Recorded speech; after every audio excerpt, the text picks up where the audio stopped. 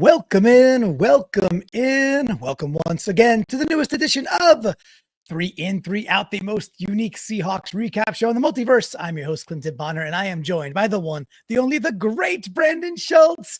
Brandon, I've got to tell you, man, when you sent me that text and said, hey, check your inbox, you got 2 tickets to paradise. You and Wilson are going to Lumen East Rutherford once again to watch our Seahawks just keep dominating in our house on the East Coast.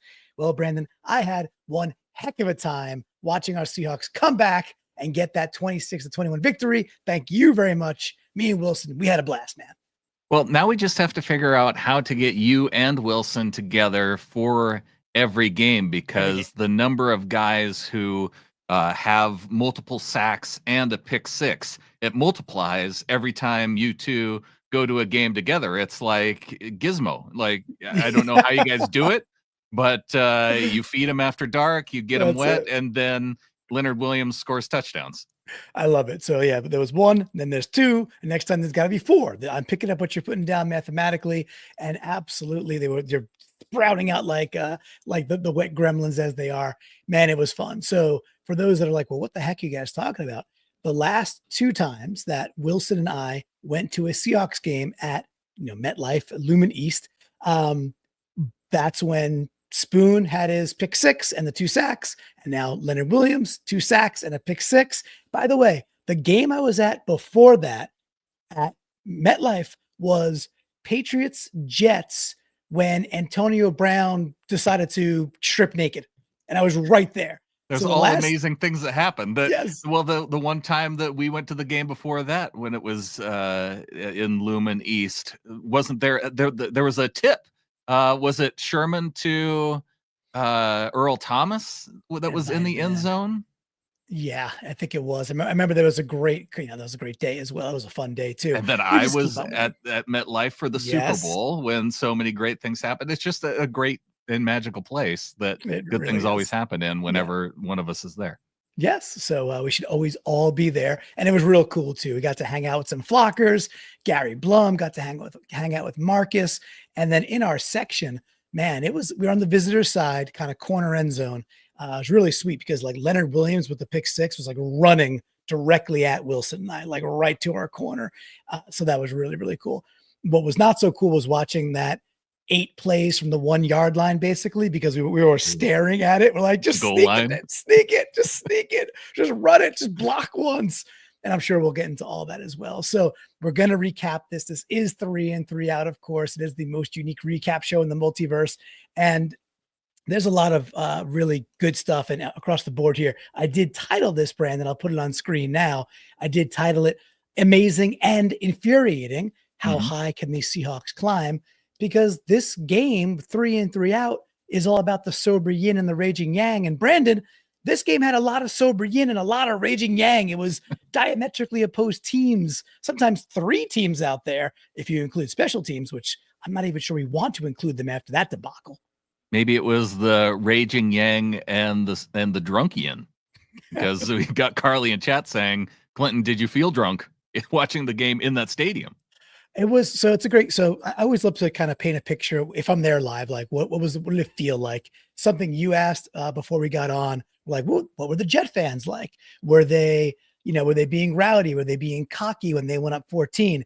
They weren't. They were like so subdued, and I think so resigned to understanding that they probably were still not winning that game. After all of the mess, they were just like, they were not in our faces. They weren't laughing about the fumbles. And, Wilson and I and the entire section was mostly Seahawks fans. We're all looking at each other, especially after the second LaVisca one. And we're like, what? Like, where are we? Like, what? This has never happened. We're in a moment in time. It felt like 1930s football or something like that, Brandon. It was so sloppy. And it was fun, and of course, then it turned a lot of fun. We got that huge drive. We'll talk about that as well. We got that huge drive when we were down 14-0, which was so key. But I was never at any point nervous. I was like, we're going to still come back. And then we did. And then even when we almost lost it at the end, I'm like, we're going to stop them. And then we did. I just had this, I don't know, this air of confidence. And it was only propelled by Jets fans having zero confidence, even when they were up 21-7. It was bizarre, Brandon. It's one thing I feel like for a fan base, I don't know, like Cleveland or an area that's been perpetually bad, but these are New Yorkers. Like they have and just because they're fans of the Jets, I mean they're fans of other teams, and there's other New York teams. Like they know how to act and be proud of their organization when things just might be going well randomly. I just think they could take no pride in what was happening. Also, they were just like, we didn't do that. It was just such a folly, a comedy of errors, which we all felt. I'll say this too. Then there was that one punt, and we'll get into everything, into the show, of course, too. But there was the one punt where D. Williams rushes up at like the last second. He does catch it cleanly, but he kind of has to like sprint 3 yards forward to catch it, kind of back at like the 10-yard line. The entire audience, the entire section just looked at each other, was like, I mean, that's not good. I know LaVisca got cut. I don't know if there's any new news about D. There's got to be better people. There's 8 billion people on Earth or so, Brandon. There's got to be 1 or 2 people that can catch a football and secure it. Hey, what's Brian Walters doing? Can he come back out of retirement? I feel like he probably could still do what he did all those years ago. Jay Smith with a funny comment in chat. To paraphrase from a John McKay presser back in the day, how do you feel about the execution of your special teams / red zone offense? I'm all for it. Yes, it'd be execute good them. Yeah, it'd be really cool if we did any of those, right? So we've got Ryan 911 in with a $9.99 super chat. Our live executive producer saying, "Go Hawks and go Flock. Get in the Discord and do a live in. We've got the link in there. Just gotta wait for people to hop in once we get to that point in the show." Absolutely. So it is exclusive to our Discord members, which if you go to getintheflock.com, or if you join out on YouTube, which I'll pull that up on screen now as well, youtube.com/Seahawkers podcast. Of course, we'd love you to subscribe. Please like the show. It helps so much more than you maybe even think it does. It's gigantic. So please do like, subscribe, all those things. And you can join on YouTube as well, or go to getintheflock.com. And for as little as $3 a month, you get in the Discord. And then we've been starting to do live from the Flocks, which is a section where we bring in flockers who could talk about their ins and outs live with us. And I think it's a cool addendum. Why not make the show, give it even some more minutes of us talking Seahawks, because why not? It's Tuesday night. What else are we going to do on a Tuesday, Brandon? I don't know. There's literally nothing I can think of. It's not a football day. It's not a football day. We got two days to football day, right? I kind of like this little slot. It also gives me time to prep a little bit more, but sometimes Monday, sometimes Tuesday, it's all good. I got Marlon there chiming in saying, in JSN trying to become our new kick returner. I didn't see that because obviously I was there, but I did get wind of it later. Was it like right on the broadcast? Was it no? I don't. I think it was something we heard about after the fact. Gotcha. And so it wasn't something that they hinted at during the broadcast. Yeah, that I remember anyway. But just JSN just pointing to himself, being like, I can catch those. At the very least, I can catch those. But hey, we're on that topic real quick. Would you be? He's pretty much our wide receiver 1 at this point, or 1A. Would you be open to him? Let's say punt return, not kickoff, but maybe punt. Either one. Either one. Okay. All right. There you go. He's in. All right. We do go out to YouTube and ask a couple of questions as well. And this was one I asked. I was really hot after the game. Hence, maybe even the title of this being, that it's this awesomeness and this irrationalness and that of both things, combining together. So I put this out on our YouTube, which again is a really cool platform for this kind of stuff, for polling and things like that. Just asking, I said, if you had the power, like the person voting, if you had the power, would you pull the plug on Grubb now, or no? He's earned at least to the end of the year and see how it goes. Look, cooler minds and hearts are prevailing that 7 out of 10 essentially are saying no, like get him to the end of the year. I got to say, when I left that stadium, I was probably in the 30% being like, it ain't going to get better until we make a sincere change. I will say this too, Brandon, my heart has changed a little bit on the rewatch, and we'll definitely talk about that when we look at some of this tape.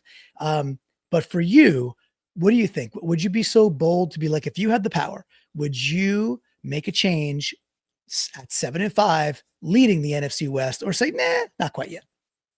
I think if you would have taken Ryan Grubb's name out and put Jay Harbaugh in there after the game, I might have been with you, just because it was such a special teams disaster that I didn't, as I was watching. Now, okay. After that 7-play sequence of trying to score from the 1-yard line, and then like that little bit of time after or during when they went out on 4th down and Geno Smith was standing in shotgun, like then I would have been in the 29%, right in that sliver of time.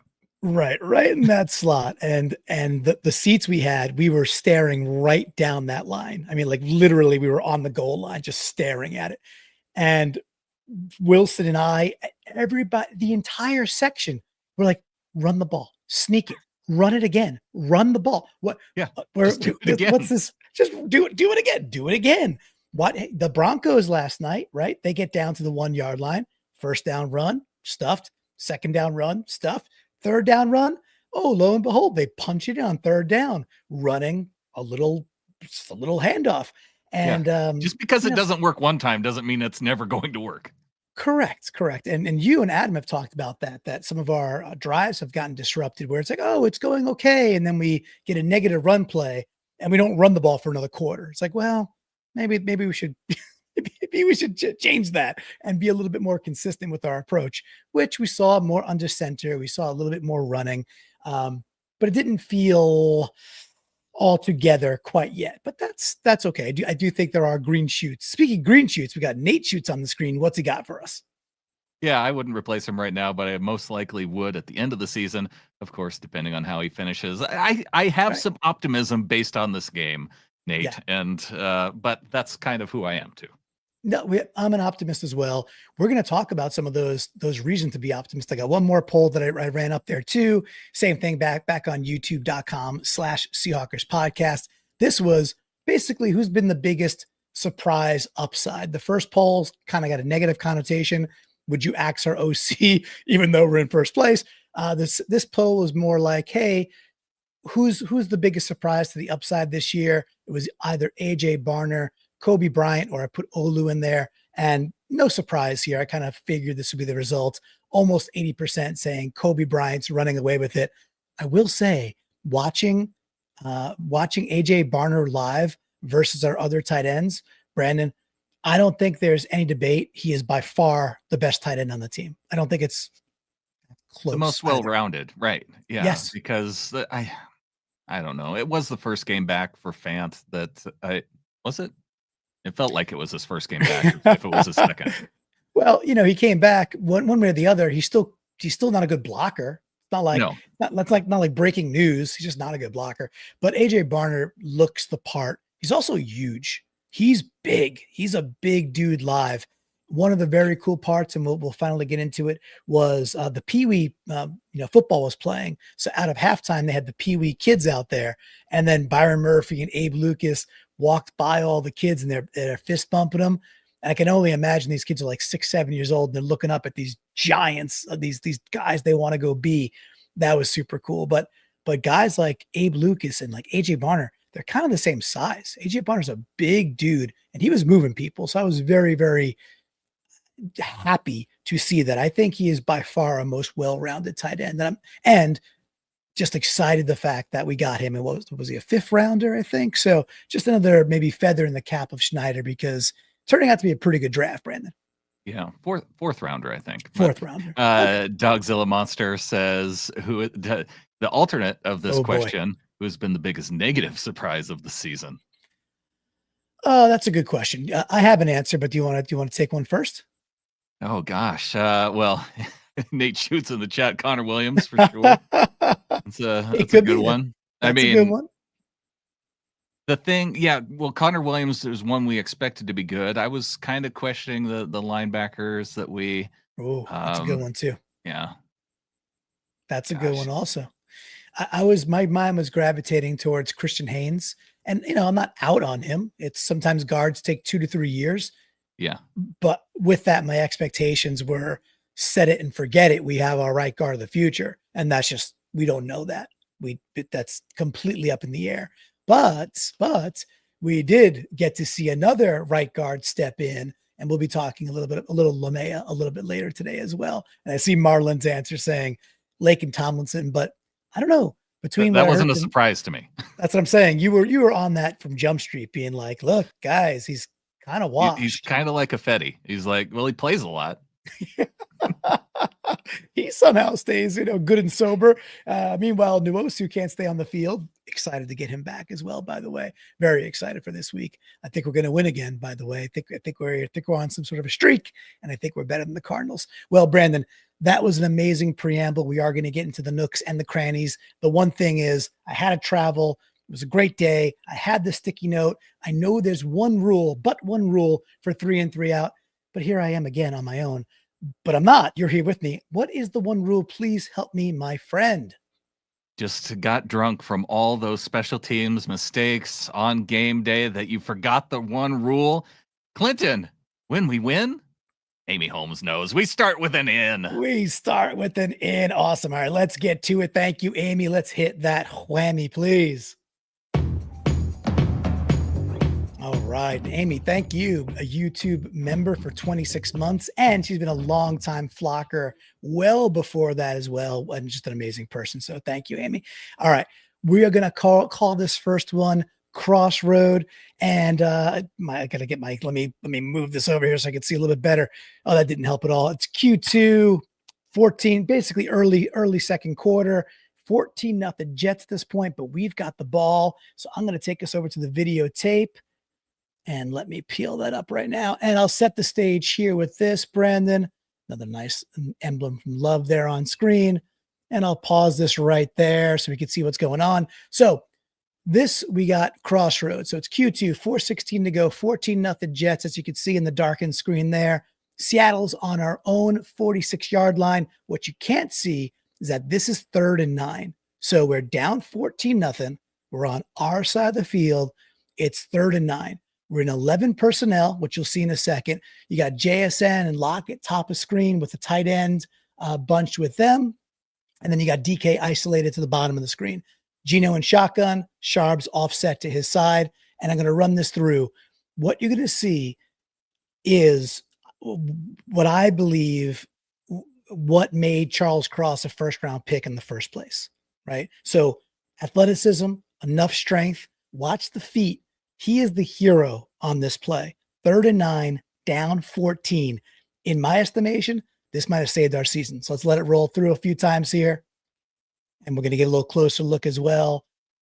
And we'll comment as we go here. Of course, we end up hitting JSN over the middle and isolating it a bit further here as well. What you got is Hassan Reddick coming in and a little twist. So Brandon, you got Hassan Reddick and then who is it? 95, the other big guy. Quinton Williams, right? So he is dealing with 2 of their baller pass rushers.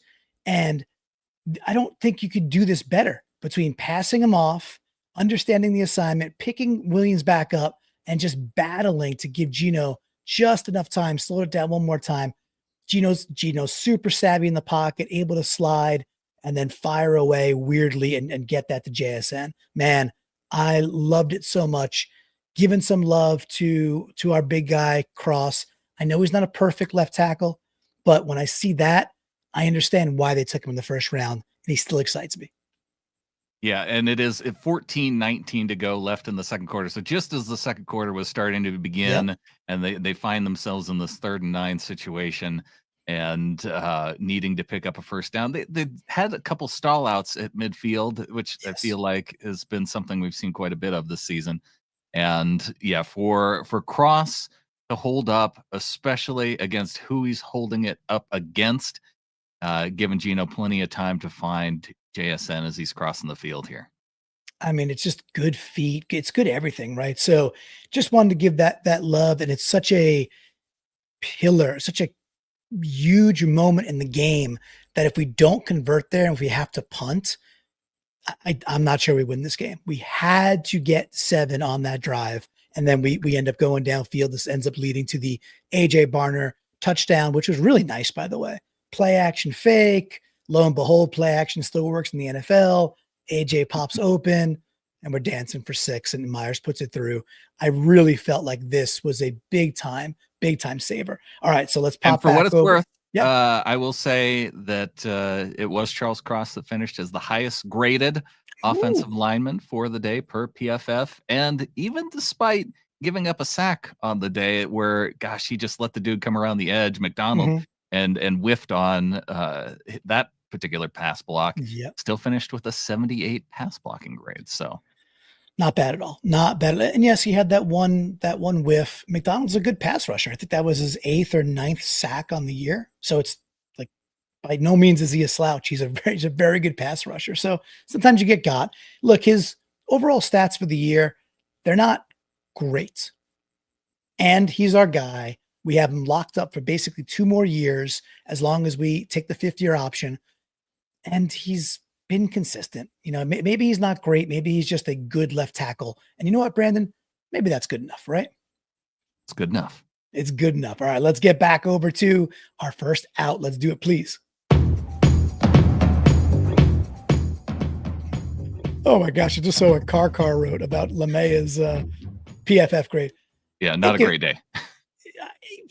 You know, my eyes tell me something different, and we'll look at some of that a little bit later. So, all right, but first we got to get to some of PFF these. does grade very heavily negative for penalties, and he had to. And my heart also tells me PFF at the end of the day, I don't think it's algorithms. I don't think looking at an AI, looking at all the players, I think they still have humans in the loop. And when you have humans, or even if you have AI created by humans, you're going to have some bias. Nobody knows who LeMaya is, doesn't get the benefit of the doubt. Whereas, let's say a Trent Williams, of course, will get the benefit of the doubt. And I'm not even saying it's wrong. The guy's a Hall of Famer and one of the best to ever do it. All right, so remember the song, War, What Is It Good For, Brandon? Mm-hmm. Yeah. Absolutely nothing. Absolutely nothing, right? So let's look at this real quick. So we got an out here. Let's set the stage. It is 1st and 10, early in the game, 13:01. Seattle is on our own 41-yard line. Gino's under center. I'm going to go back to the videotape here. Let me go there and over here. And let's go to the videotape. So it's 1st and 10. And it's hard for Gino already. First few tries, K9's got to dance just to get some yards. He's almost being tackled at the moment he's getting the ball. It's like, woof, what a start. What I'm giving praise to AJ Barner, and I'm taking praise away from the guy that's highlighted here coming in motion. That's Pharaoh Brown. Like, I don't know what he does or does well. I don't know what he does well. I don't with commits Fant, penalties. He commits penalties. With Fant, I could be like, okay, good pass catcher, for the most part, good against zone. He has some really good stats against zone, and we're being more zoned against as the year has gone on. Okay. I could see value there. Barner, I could see clear value. Fant, I'm Pharaoh Brown. I don't really know what he does. And so you see here, he's coming in motion. Nice little play. Gino's got to bail immediately. It's a guy's beat. He's got to bail. But here's the deal. Gino puts the ball right. It's like a 4 or 5 yard gain on first down. 4 or 5 yard gain. He drops it. Yeah. And I know it's a drop. I'm going to show it again right here. I know it's just a drop.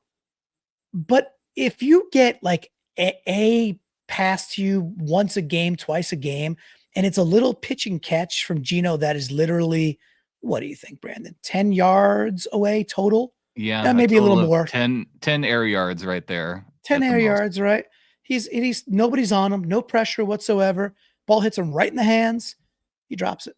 And it's just, to me, it's like, what is Pharaoh Brown doing out there? And when I went back and looked at you could use NFL Pro and you go in and be like, oh, just pull up Pharaoh Brown snaps. It was like 41 of 70. He was on that. Now that does include some special teams. I should say that. Still, he's on the field a lot and we don't get anything from him. And I've got to just say that play, an easy pitch and catch, dude, you've got to help out your quarterback who is immediately under duress. You got to help out your team. You can't be dropping easy pitch and catches on first down because, by the way, it was 2nd and 10, nothing. 3rd and 10, nothing. We're punting. Just bad, Brandon. I don't know what he's good for.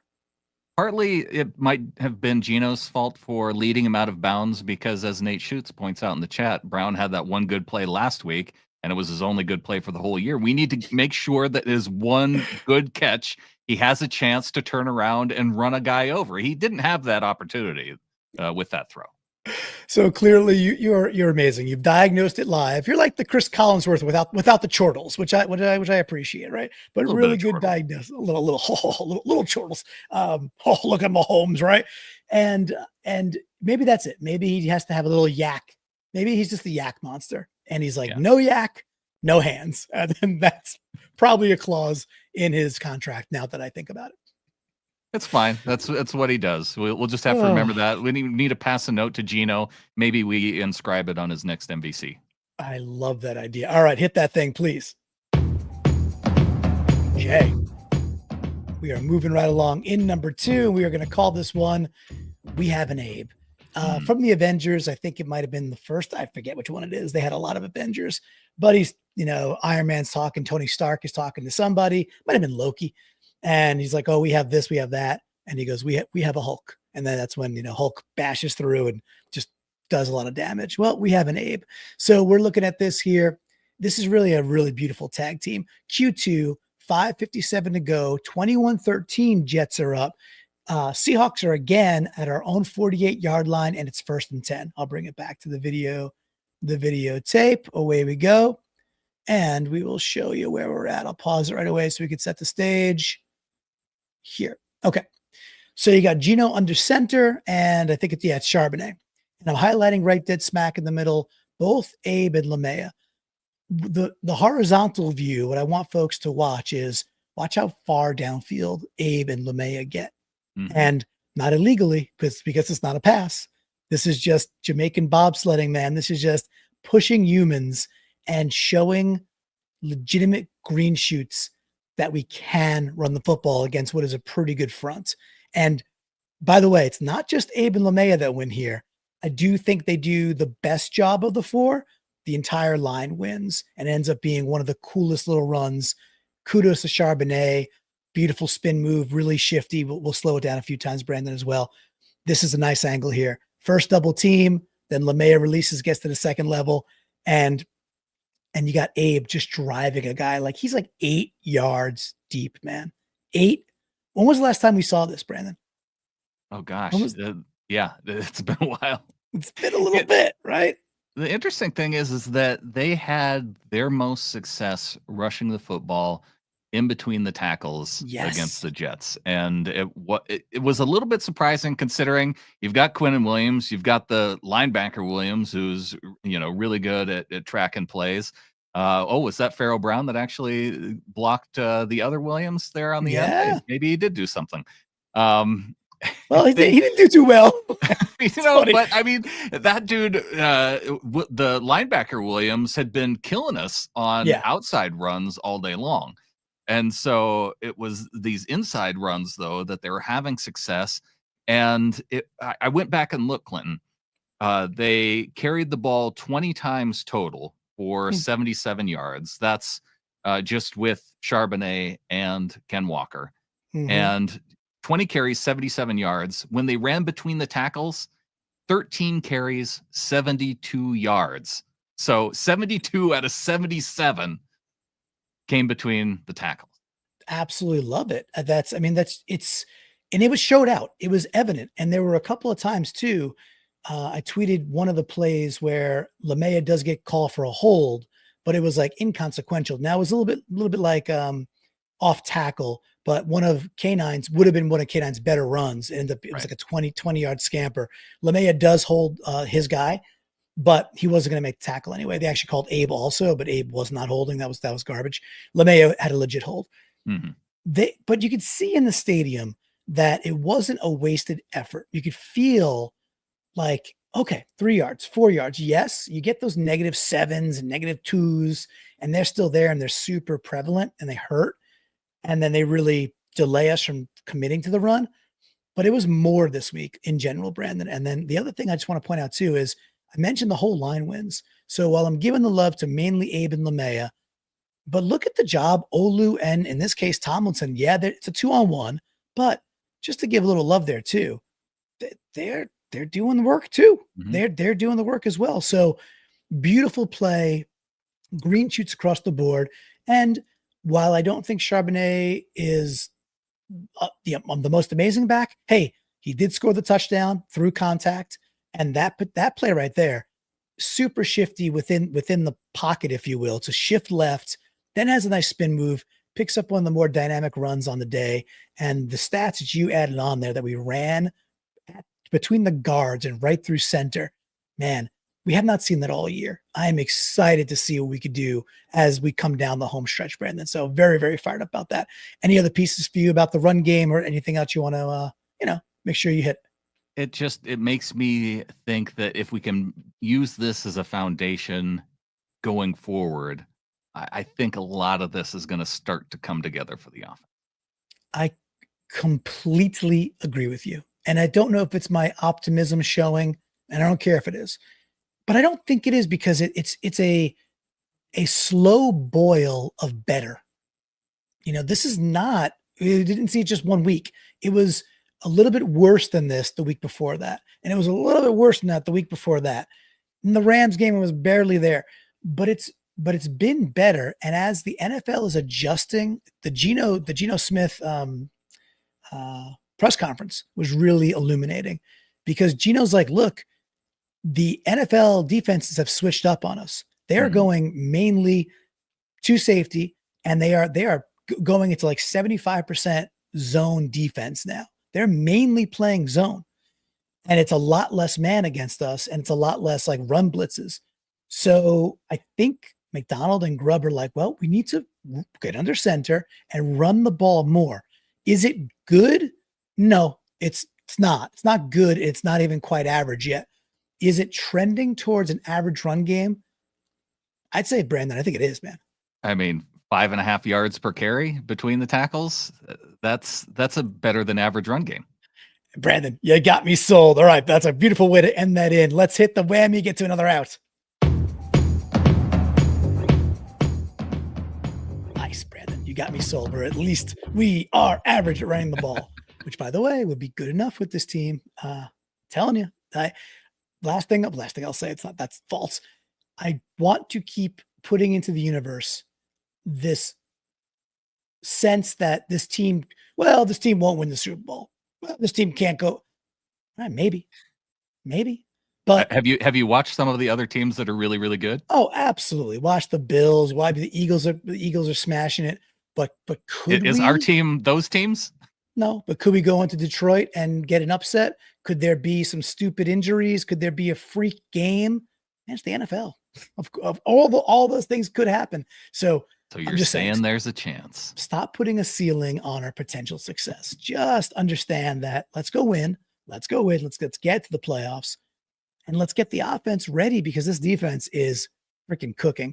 This is a perfect time to talk about a nice out here. I'm labeling this one so close. This is out number 2. In general, I'm going to give an out to Geno on this, and this is no, that's okay. This is hear me out. It's nitpicky. I love Geno, and I think Geno is a really, really good quarterback. And I also think, I don't know, the man throws 0 interceptions for the first game in a while, and now he's landing in the out column. That's fine. And it's because and this is not even that easy of a throw. So it's a little nitpicky, but I highlight it because it's an out that can so readily turn into an in. And I'm frustrated because for the entire year, I'm like, oh man, we are so close to getting K9 sprung. We are so close to getting him the ball in space. And at the game, I didn't see this one.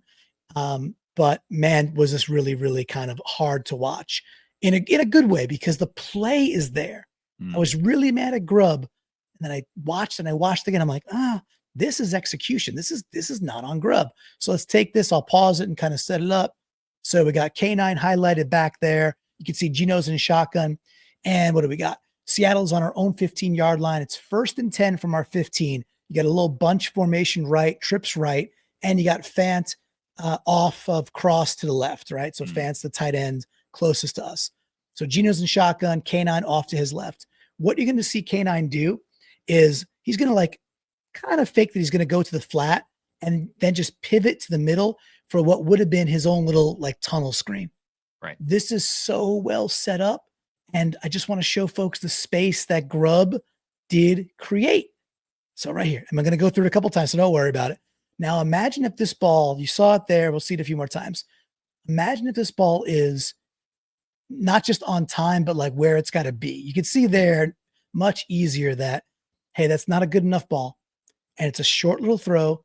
Now he's under pressure right away, which is tough. So he's got to do like an A-Raj type thing off the back leg. But so you can see I paused it right there on purpose, right? Not an easy catch. Maybe he still makes it, but all his momentum is gone by then, Brandon.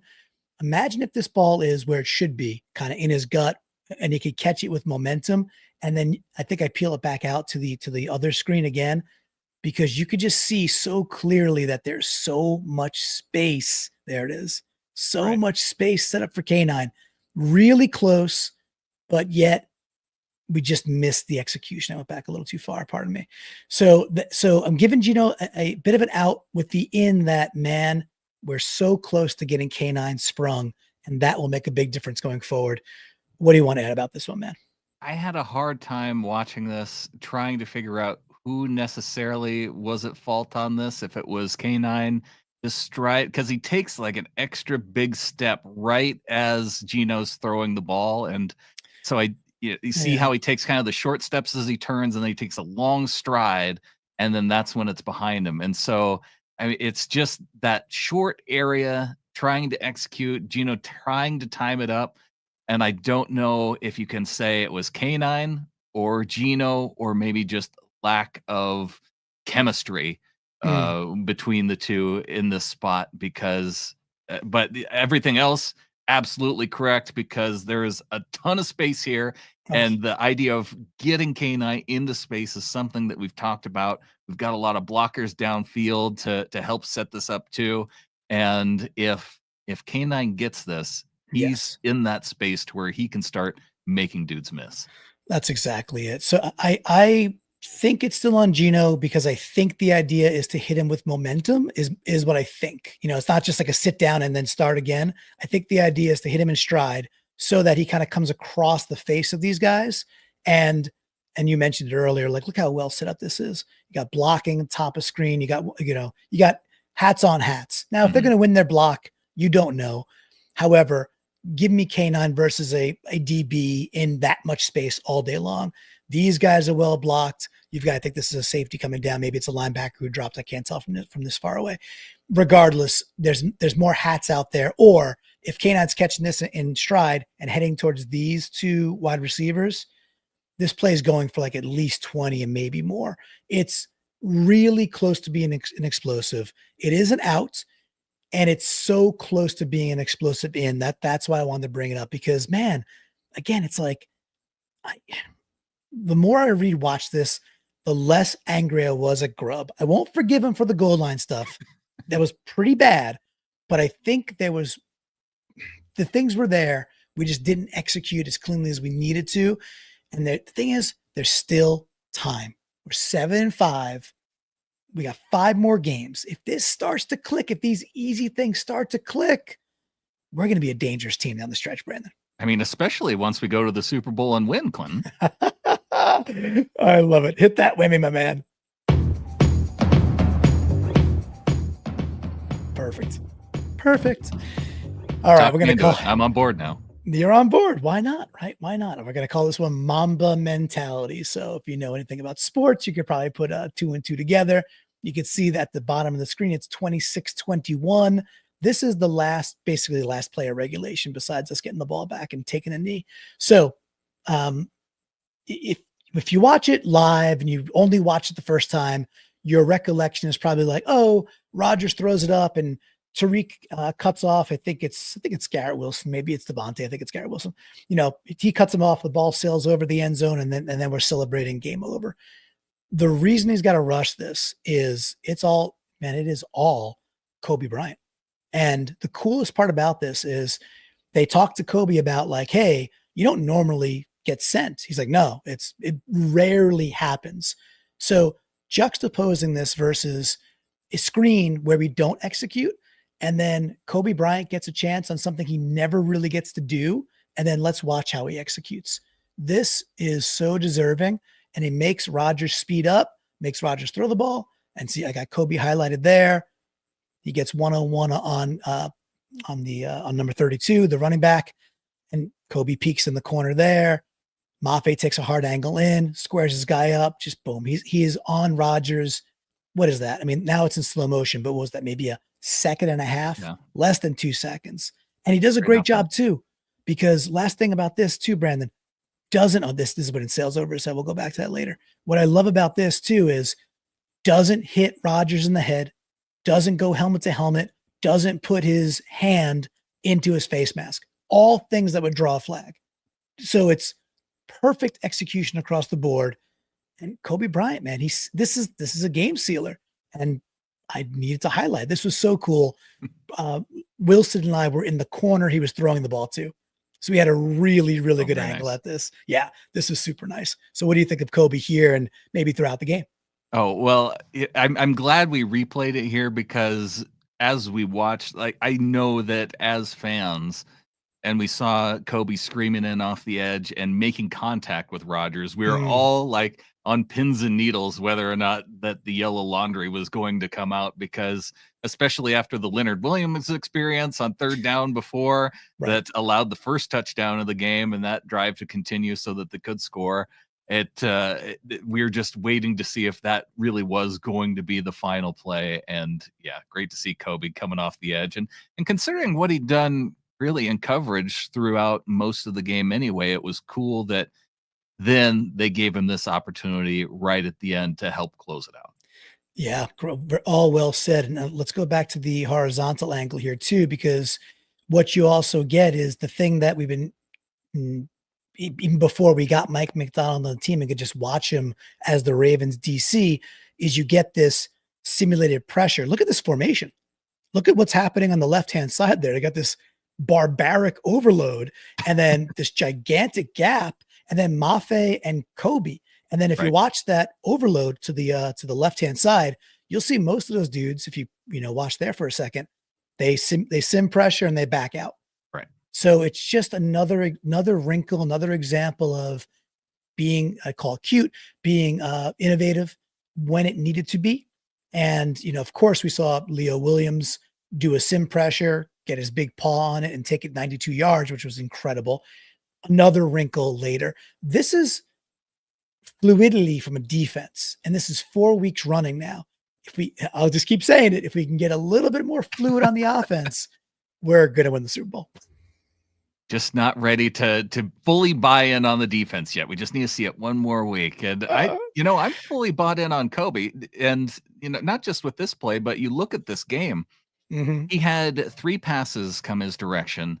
He did allow 2 receptions, but it was for 7 yards total. 3.5 yards per reception when throwing at Kobe Bryant in this game. Yeah. And that's absolutely nothing, which is beautiful. And then I put the green arrow, by the way, because that's pointing to where Wilson and we were like right there. That was basically we're right there. So super cool. Right to next see to that videographer. Yes. Yes. Field passes. You're welcome for the field passes, Clint. You can't see us, but you could imagine if we were there, right? So we're almost right there. But we had an amazing angle at this coming right at us. So it was super, super cool. Another, you know what? I won't say, because maybe it's something you'll talk about. All right. We do have one more. Let me cue it up. We do have one more out to get to, because that's the way it goes when you start with ins. That's okay. It's the cross we bear when we win. Let's whammy it, please. Okay. No biggie. Last out, no problem. So, debating Peyton, right? I'm Peyton Manning. So, I got Leakin Tomlinson on this one. And 16, it's 21-16. This is part of the series, Brandon, that was the whole debacle. The third quarter drive, which I thought was our best drive of the game. And then we get to the 7 or 8 plays from the 1 yard line, 4 yard line, 2 yard line. Right. And then the Jets end up with the ball at the 16 yard line, which was something. This was part of that debacle. So let's go to the videotape and I'll show folks what we're talking about here. And so this is Leakin Tomlinson. And man, when you've got So I got him highlighted here, and now we're at the 3 or 4 yard line. This is one of before the penalty, before it's at the 1. Mhm. So I think Grubb had the right intentions at first. So this is after the fade, which went nowhere, right? I think that's the case. The That was ridiculous play that horrible, the giveaway play. absolutely horrible. Giveaway play. What do they need? A blow? They need a little rest. It was horrible. And they follow this up with good intentions, right? Barner Uh-huh. does the thing where he delays and he comes across, I think, again. Yep, there it is. And if we just, I mean, look at Tomlinson just gets so beat. It's like, what are we doing? What are we doing here? And the whole, if he just, the thing is, like, I think he has a pretty easy assignment here. I don't look, I know this is difficult. I know football's hard. Yeah. Yeah, I know it's hard. But he's got the defender kind of playing into his hands. Like that's the hole that K9's intending to go through. The play is supposed to go between Olu and Lakin. Yep. The Jets Oh. defender is allowing himself to be hooked. It's like, okay, cool, or just in bad position.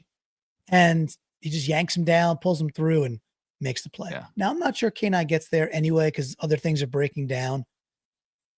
But this is bad, Brandon. That's bad. And we were right at this. We were staring at this like, oh my God, this is really bad blocking. Got to give it to Leak and Tomlinson for the final out. And what do you want to talk about? Yeah, I think you're right. If he is able to set his feet and not, he gets too much forward lean on his Yes. block here, and then that's what allows the defender then to just allow him to olay because he's just not solid enough on his feet. If he's standing up his dude as soon as K9 has the ball, he doesn't have to hesitate at all, and he can drive through, and then maybe Olu can get 56 there. Who has been, he does get into him really well, which something I had sent to you, another Lakin Tomlinson block from a different part of the game on one of the outside runs.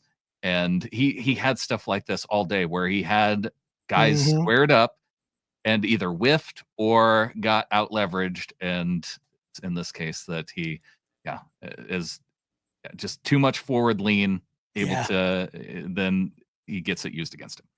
You diagnosed it perfectly. That's exactly it. And again, like if that block is the thing is, if that block is sealed, then K9 doesn't have to cut this thing back up center square either. You know, he could go off of Lakin's left hip, which would then, you would think, just put him square up with this safety, right? And he goes right through him.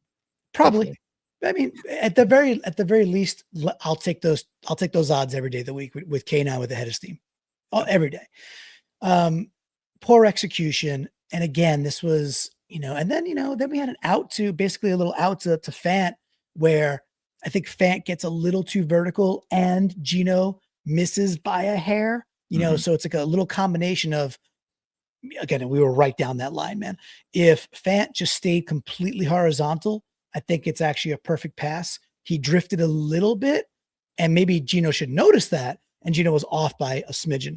And another just a bare miss execution.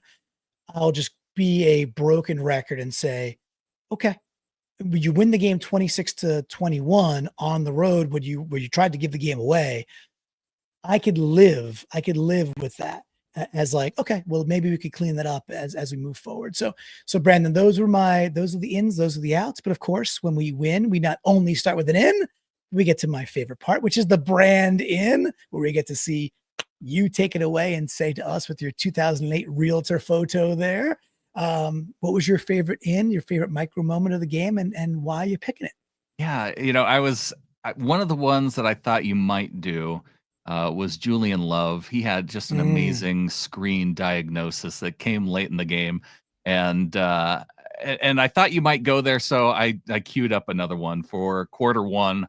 4:21 left to go in that quarter. 2nd and 6 on the Seattle 16. So this is right before the Jets were about to score. And on this play, it did end up being a first down. But I wanted to highlight Mr. Job as he was on the outside. And this was the, was it a run play? It was Aaron Rodgers ends up out on the edge as the lead blocker. And who was it that ended up receiving that pass? See, I prepared for this so well, Clinton. No, it's okay. We got That nothing but time. All good. this was let's see. Let's see if I can find it in the was it Garrett Wilson that he was out on the edge with? What did I I can say look it was up as well. what did I say was left in the game here? I don't know. I was Okay. distracted by car coming in. She'll be in a second, so I'm excited about that. All right.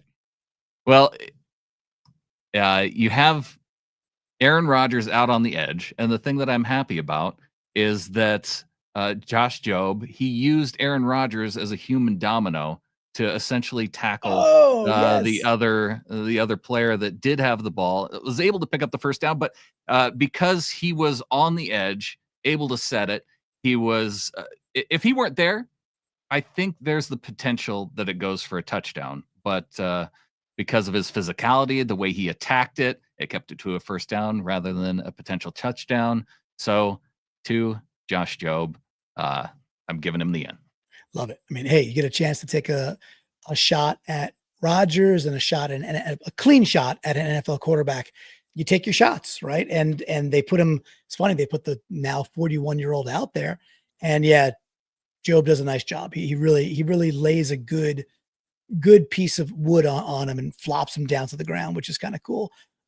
Speaking of some Rodgers misery, there was a really cool angle also of the Leo Williams pick six that was kind of like from the field view, and as Leo is basically for sure going to make it in, the camera's kind of just picking up Rodgers like hands on hips, like just like he's just so distraught and so downtrodden about the play. Probably can't believe what had happened. So look, anytime you get to put a lick on an NFL QB in a clean way, you do it. You do it. Like, not to be dirty. Well, You and just that go. was the other part of it too. You see so many guys that when a quarterback's out there lead blocking, that they're still tentative. Like, am Yes. I not allowed to hit him? How does this work? Because he doesn't have the football, but he's a quarterback, and so I don't want to hit him too hard.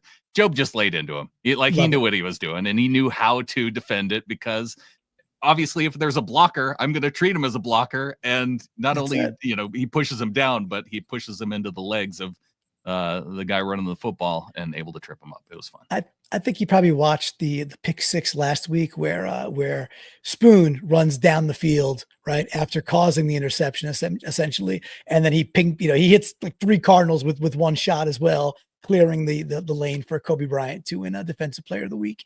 So he probably learned from his boy Spoon there, which is super cool. All right, so not only do we start with an in, not only do we get the extra BrandIN, but of course we fire up the 3D printer and we print out the MVC. So Brandon, how is the machinery? Do you have enough? Is everything ready to rock and roll? You ready to carve out this beautiful MVC for one deserving Seahawk? How's it doing?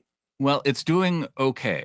The thing is, the Seahawks, they have to keep winning because I have it set up in my garage. Part of it is the noise. Part of it is, I don't need it, cluttering up the podcast studio. So I put it in the garage, and it's starting to get cold. And so I'm worried that if we lose a game now, it's going to freeze up. And so we've got to keep it going throughout the winter. The Seahawks have to keep winning.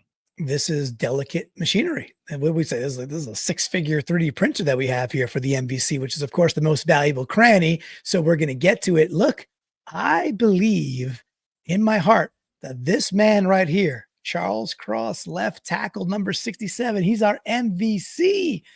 And here's why: for saving our friggin' season by stymieing 2 of the Jets' best pass rushers in one huge play. Remember, Flock, it's 14-0. We're on our side of the field. It's 3rd and 9.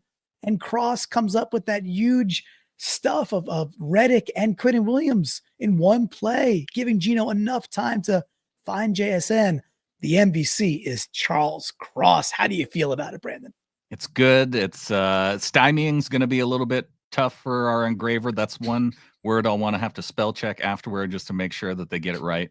But yeah, and no swearing, which I like the self-censorship there. That's also nice. The engraver has a problem when we get too crazy with it. Right. We have to be, somewhat at least PG-13ish with it. And I just feel that, look, Cross gets a lot of flack. I think it comes along with being a first rounder and Seattle having some challenges with the offensive line for about a decade now, right? So people get on him for not being maybe the superstar that they were hoping he would be with the draft pick that he was taken with. And again, I'm okay with him being a good left tackle. And I think he is one. And I know he came up huge in this moment now. So very happy to get this shipped out to the VMAC and make sure that he has it before they head to the desert. So I'm excited about that. All right. So Brandon, we are going to head now to our favorite, love the BrandIN, but no offense, from the flock is what this is all about. And let's remind folks, how can they get involved with the show so they can do what Car is about to do, and also just join us in Discord and get all the perks, the things that you and Adam do all year long with the flock. Yeah, you can become a member of the flock by going to getintheflock.com. And by joining at $3 a month and more, it gets you into our Discord. You can get you into our Facebook group. And if you join out on YouTube as well, there's a link there to get into our Discord. So however you decide to get in, it's all about getting into our Discord, where we have the link if you want to come in live and join us. We've got Car queued up. Nobody else, though. So there will be others who potentially could come on if you want to give your live in, your live out. And if not, if you just want to share your ins and outs via the 3 in, 3 out channel, there's one of those there in Discord too. And we will get to those as well. Absolutely. So, hey, I don't think we should delay Car like one iota. I mean, she's the one who's here, right? Why don't we bring her on and say hi? Car, welcome. Hello. Oh my goodness. It's always like, what do you sound like? What do you look like? You know, you have the advantage. I am sick, so this isn't what I usually sound like, because I'm still getting over a cold. But well, yes. you sound amazing all the same. So Car is one of our most vivid and amazing flockers, always hanging out in the Discord. And I think on Twitter too, or X, or all the other places that folks hang out nowadays. Either way, you're a lot of fun, Car. You bring the passion, and the audience should know the one thing to know about Car is that you have this undying, unwavering love for Tyler Lockett, and I respect it so much because he's been such a good Seahawk, and you love him so much, and it warms my heart every time you get a chance to talk about Tyler Lockett. So I appreciate that about you. Yes, yeah. If he doesn't retire Seahawk, heads will roll. So we will storm the VMAC. I love it. All right. So Carly, what do you want to start with? You in and out? Where do you want to take us? Your call. Yeah, I have an in that I wanted to give to Michael Dickson for holding that snap like a champ and powering through that back pain. Like, obviously win by more than 3 points, but you never know. Like, if someone else is holding that ball, maybe we miss the field goal and things don't end as nicely as they do. Yeah. And especially with it being in the cold. And I don't know who Jason Myers, we found out, was the backup punter, but I don't know if we knew who the backup holder was. That was undisclosed still, I believe. So maybe a little gamesmanship perhaps. And it was weird because we didn't know. We're like sitting in the stands. It's like 4th and 6. We're like, what are we doing? Like, what's happening here? And then there was just the whole comedy of Jets just being Jets. 4th and 6 goes to 4th and 1, and and then we convert, or there's a flag, whatever. The whole last 8 minutes or so was just the Jets imploding, which is comical. It's something. And I think Dixon now, by the way, Car, another thing too. I think Dixon strung together his 2 best games in a row also, which is for me super exciting. And I think it's such a bigger part of the game than maybe people realize. But when you could pin them within the 10 and make them start from their own 7-yard line, their own 5-yard line, with the defensive front we're rolling out there and the masks we can do, such an advantage. So I think Dixon is getting hot at the right moment. And Brandon, maybe you've heard this before, but if all these things come together at the right moment, Car, we might just win the Super Bowl. We might just. I mean, I'm the eternal optimist. The first few weeks, I was like, well, we're going 16 and out. Oh, well, we're going 15 and 1. Just at this point, I kind of lose a little bit of hope, but never know. There's always a chance. Maybe we figure out how to run the ball. And I think that's pretty much all we need, honestly. I think your synopsis is spot on. Any other ins or outs? You got the mic. Anything else you want to call up before we move on to the Discord? Nope, that was my biggest one. This game had me too baffled to put too many ins and outs, like just me staring in disbelief at the TV screen. Oh, yeah. I mean, the vibe in the stadium was so weird. It was fun. It was really fun, but it was just like we're just staring at each other like, what are we witnessing? How is this actually happening? So I'm glad to hear that it was similar for y'all at home. So it was a ton of fun. Well, Did any of the Jets fans burst into tears when Leo got that pick six? not really. They like I was telling Brandon, they were just it was more like dejection and like resignation. That's what it felt like. They were just resigned that they kind of like, even when they were up 14-0, even 21-7, they were just like, all right, we're probably going to blow this. And then after the pick six, they were just like looking around like mouth agape. They were just like, are you serious? That's what you do after taking the lead. So it was more about that. And then the entire section was just bopping up and down. Like the whole thing was super, super energy screaming when Leo, we didn't know it was Leo at first. It was a little too far away. Mhm. And then as you see him storming towards you, you're like that's Leo. Like, how did Leo Williams pick that off? Because you didn't, it's far away. It's the other corner. So Right. I didn't realize he was on the sim pressure and he actually dropped back in coverage. I thought it was a linebacker. I'm like, that's way too big to be a linebacker. Then you see 99 and like, holy crap, that's Leo Williams. Yeah, I'm still buzzing about that one, Car. It was fun. Well, thanks to Carly for coming in. I'm happy to finally get you in here, and we move on to Ryan 911. He is back, our live executive producer. How you doing, buddy? I'm doing great. How are you guys? We're ready to go to the Super Bowl. That's been the theme lately.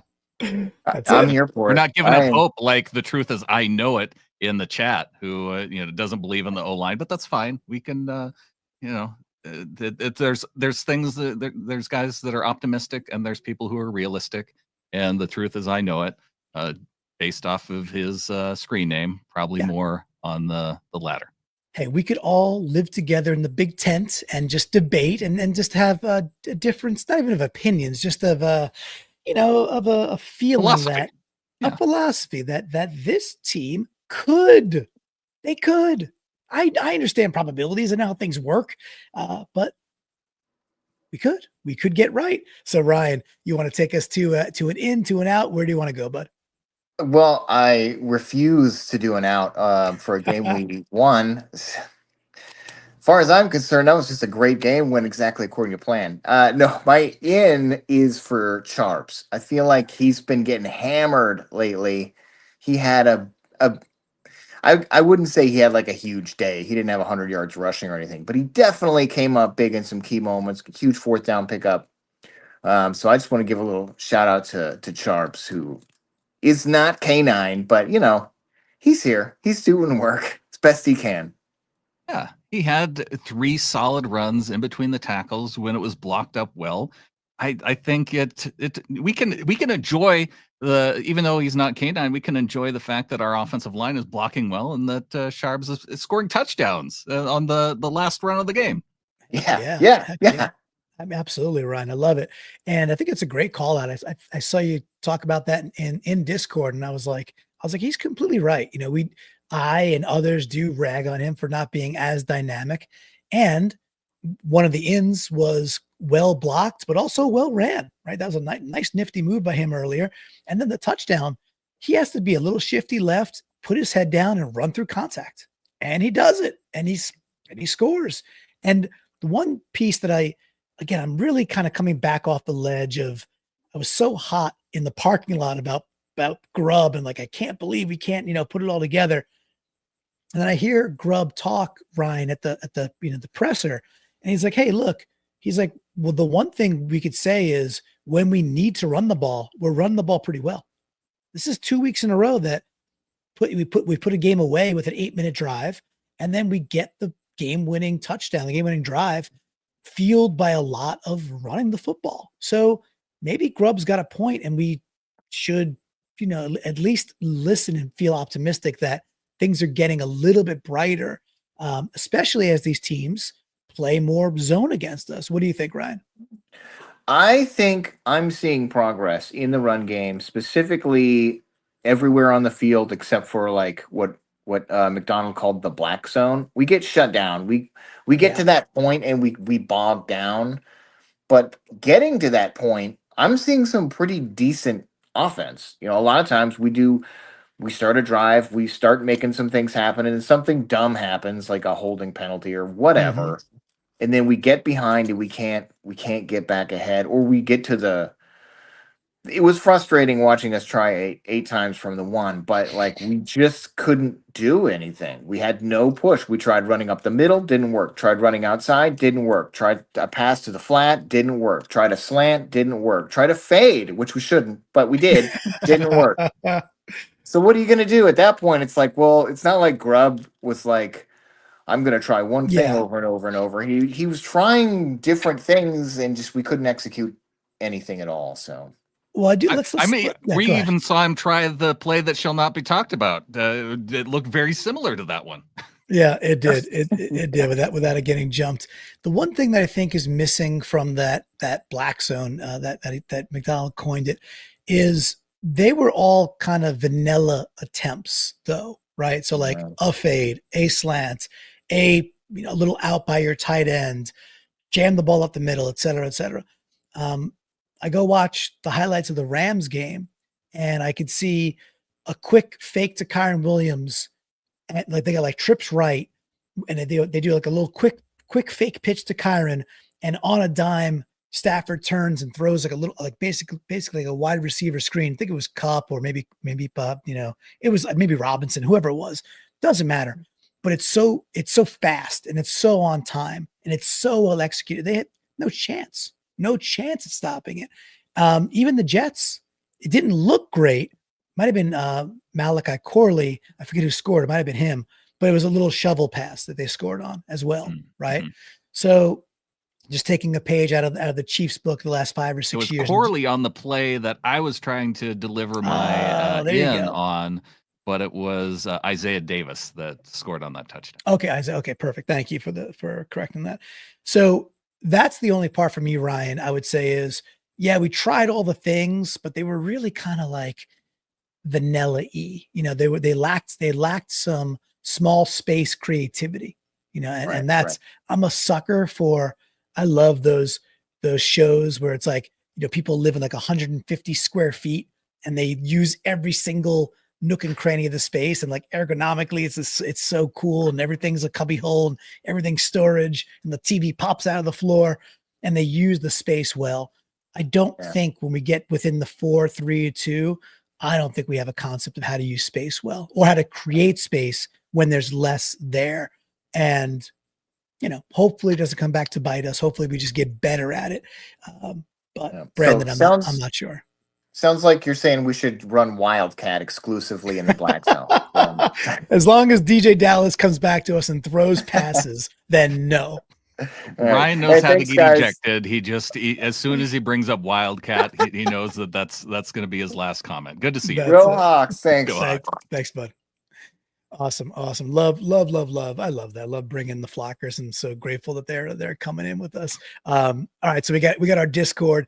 Anybody else live before we hit our Discord with the rest of the ins and the outs? Let's get into the ins and the outs via the Discord, Clinton. And it's interesting because as many of there were outworthy plays in this game, I don't see a ton of outs within the Discord here.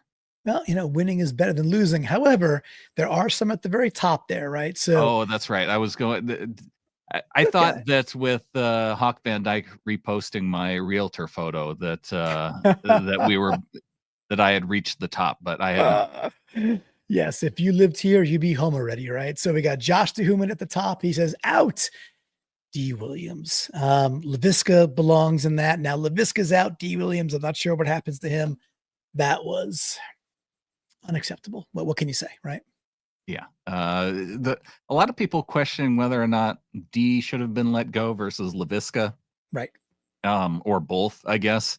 And the one thing that I think at least how I explained it to myself, is that D. Williams is still relatively young, and he also plays a position that isn't called wide receiver, where you actually are supposed to have really good hands. Right. And Laviska doesn't even, as a 6-string wide receiver, he doesn't catch balls downfield at all, and that's also kind of a problem for that position. Different podcast was talking about potential replacements, and to their credit, I think one of their members brought up Aesop Winston, the guy who catches everything, who is just super sound, catches everything, and was, he showed out. Go ahead, make him the guy. Fine. So anyway, all right. What else we got? I feel like they can find a guy.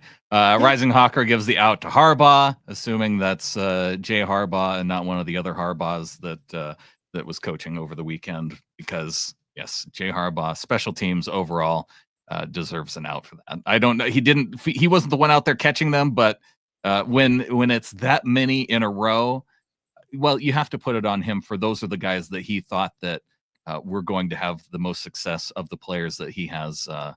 That he's, I guess, capable of fielding out there. We'll see if he gets access to JSN. Yeah, we'll see. I understand it's so the blame's always going to go to the top. So Harbaugh, and then of course after that, then it's McDonald. But players got to execute as well for sure. I like to touch my Bobo has an in. It says the slowest pick six in NFL history. Maybe 17.84 miles per hour. I think Big Cat would maybe the biggest man to take back a pick six, 92 yards. That's been confirmed.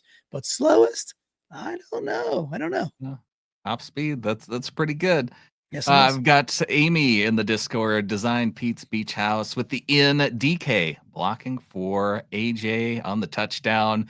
That AJ Barner touchdown. DK seals it off nicely and allows Barner to get in for the touchdown. Real nice. Amy's always good with the nooks and crannies, so very much appreciate that. We got right hand Dan out, the tackling on that kick return. The problem that makes me want to cry is which one? Right hand Dan. He says I'm assuming the one where they took it back to the house. You cannot be missing tackles at this level. It's inexcusable. I actually thought on the rewatch, I thought Kenny McIntosh had a rough go of it. Not only is he in the mix of the one that gets taken back, but there's another one a few, kickoffs later where the same dude takes it down the left-hand side and gets outside the 45-yard line. And I think it's McIntosh's responsibility on the outside. And he kind of gets sucked in and blocked and then right by him. So I just hate to say it, but that's what I saw. Maybe wrong. I saw it quickly, but I think McIntosh had a rough day out there. I like how Amy is also able to give ins and outs and finding, slivers of ins, like a fair catch by D. Williams. It's so funny. She puts that as the end. That's the one where the entire section went. It was like, it just didn't seem like he was going to catch that one. There's very low confidence. All right. B-Wags biceps out. The biggest hurt ever put on this franchise came from not running it from the one. So naturally, 5 of 6 passing attempts from the one. Of course, talking about that disastrous 8-play or so thing from the 4-yard line. Bad sequence. And B-Wags, let's not bring that play up. We don't want to talk about that play. We've got Car with the in, and the football gods like it when we don't punt. I hope that's on that 4th down, that 4th and 6 call, because holy smokes. That seemed like a situation where maybe they would have gone ahead and punted, but that was just an incredible play too by Gino to find that connection downfield to JSN and to haul in that catch to keep that drive going and allow us to kick a field goal, I believe, on that drive. I think you're right. We have an out and an in from Spring Mix. It's 2 separate ones. Out. Noah Fant whiffing on 2 blocks in a row for K9 in the 4th. I think I know one of the plays. Noah Fant is not a good blocker, people. In, credit to Mark Sanchez for saying this game is drunken activity. And then he has more to say about that. But basically, the game was inebriated. I don't know about you. I know some folks think Sanchez maybe rides Gino a little too hard. I think Sanchez is actually one of the better announcers out there. I actually enjoy him being a color commentary guy. Yeah, I think he was the one who referred to the game as inebriated early on. So I like that. It's a go home. It worked. It worked for sure. I like that. Awesome. We've got right hand Dan coming in with the in. The defense stepped up. 0 catfishing points in the second half. ZERO. We didn't talk too much about the defense. Live, it seemed a little bit more susceptible than even the Niners game live. Rewatch, less so. I think a better quarterback, just a Rodgers 5-6 years ago, and I think it's a very different game. Or Devontae Adams 5-6 years ago, it's a very, very different game. Devontae Adams dropped a big pass. Rodgers missed a wide open. I think that was Garrett Wilson in the corner of the end zone, right? Literally the play before the pick six. But hey, that's the way the cookie crumbles, and then time marches on. That's the way it goes. All right, we got Catio or KTO. If you're listening, let us know how do you pronounce it. But in KTO, let's go KTO. In defense making Rodgers grumpy. Oh, he was very grumpy, which I like. Yeah. Let's see. We've got B-Wag's biceps with the end. Julian Love taking that guy's soul at about 3 minutes left to go in the fourth. Teeth are still rattling. That was a great play. Julian is set back as he's playing safety as of course he does. And I listened to him at the podium and they were like, "What did you see?" And he's like, "Well, I'm just basically keying on a couple of things here." And he saw somebody clear out and he just saw the running back leak out and he went for it. And he meets him right at basically turns around and smacks him. It's a really good job. Julian Love, to me, he was a Pro Bowler last year because probably because he got those flashy interceptions down the stretch and made the Pro Bowl. I think he's playing better football. I think he was good last year. I think BrandIN, he's been really, really solid this year. Any thoughts on what we're getting from Julian? I think we've talked about it before too, wondering who was going to be like our Hamilton. He made such a jump for that Ravens defense, and we thought it would be Witherspoon, and I think it's turning out to be more Julian Love than anybody. Which is kind of cool, right? Sometimes I think it might be game scripty, sometimes it's Love, sometimes it's Spoon, and that's okay. This way they don't even know what's happening. Sometimes it might be Kobe Bryant with that last in we were looking at as well. So we got JSN Jiggy with it. She posted this awesome meme. I'll just describe it real quick. It's a picture of the NFC Defensive Player of the Week with Kobe Bryant. And then you've got Leonard Williams in the Michael Jordan couch saying, and I took that personally because I think the award will come out tomorrow on Wednesdays. I think that's when it usually comes out. And we'll see. I will say I watched the Broncos game last night. Nick Bonito is a very serious candidate for also being Defensive Player of the Week. I hope there's not like, we don't want to give it to Seahawks 2 weeks in a row. They should give it to Leonard Williams because he literally deserved it 2 weeks in a row. So he needs to win this thing tomorrow, right? Absolutely. Yeah. Get him in there. Don't give me well, actually, I kind of hope the NFL just decides to not award him because then we get another straight week of Leonard Williams taking it personally. You talked about math earlier about like things doubling up. He said I had a chip on my shoulder. Imagine if he has 2 chips. It's going to be watch out. We're going to the Super Bowl. We are going to the Super Bowl. Like he'll just make an amazing play and they'll install us into that final game. They'll be like, love it. We don't want to make Leonard Williams mad by keeping him out of the Super Bowl. We'll just the Seahawks are in. It's like a cheat code in Mario. You just like go through the wall and then you're at the flagpole. That's the way it goes. You get 2 chips on your shoulder. You go to the Super Bowl. That's it. This is just math, folks. All right, so we got Jay Scott AZ12 because my favorite in is a cranny within the biggest play. Leonard Williams' pick 6 was not only his first ever, but also is Rodgers' first pick 6 in the red zone of his career. Ooh. Yeah. Another amazing nugget. I got to tell you, BrandIN, you send Wilson and I to games, we get history. We get history made. So let's keep going. I think Mookie mentioned that too at our post-game show. Yes. So very cool to see that. Also very cool to see Hawk Van Dyke, who is generally our closer when it comes to 3 in, 3 out, giving the in, saying this is exactly the defense I expected that we would eventually be playing under Mac. Wait until this guy has an off-season evaluation to plug in even more of his guys. Exciting times. And an out saying, can we please put all 3 phases together just once? I love the way he's ending it because it's a perfect landing for now. We got to go to the desert and play a team that we just pretty much beat the crap out of. I really think we dismantled what was a very hot Cardinals team, and then a Cardinals team that should have beaten the Vikings. They had the game, the game well in hand, outplayed them, in fact, but they lost. And now we get to go to a place where we've been pretty successful. This is not like a scary place for us to go. What are we, 4-1 on the road anyway this year? And besides, it's never at all scary to go play in Arizona. There's no, why would we be scared to play there at all?